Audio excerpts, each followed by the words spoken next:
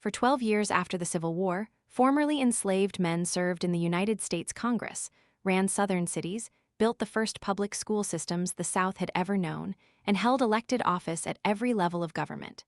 Then the federal government abandoned them, and almost all of it was erased, from the statute books and from the history books. Reconstruction lasted from 1865 to 1877.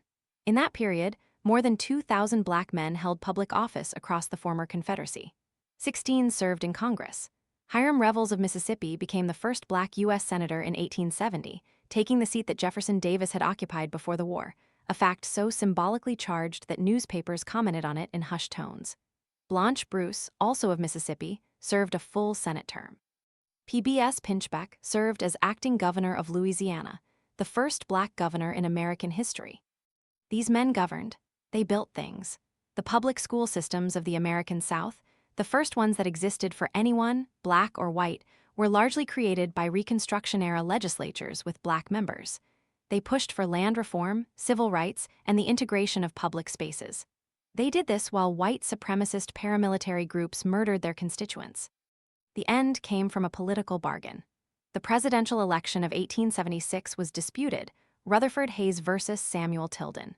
The resolution, negotiated in smoke-filled rooms and known as the Compromise of 1877, gave the presidency to Hayes in exchange for the withdrawal of federal troops from the South. The moment the troops left, Reconstruction ended. White supremacist groups, the Red Shirts, the White League, the Ku Klux Klan used violence, fraud, and terror to systematically drive black officeholders from power.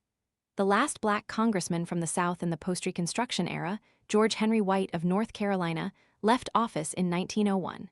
He said in his farewell speech, "This is perhaps the Negro's temporary farewell to the American Congress."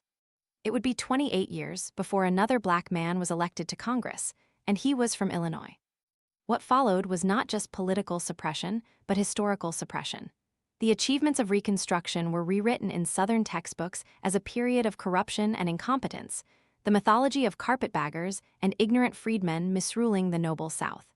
It took a century for serious scholarship to restore the record. The men who built the South's first schools were erased from the South's classrooms. That is the kind of irony that history rarely manufactures so cleanly.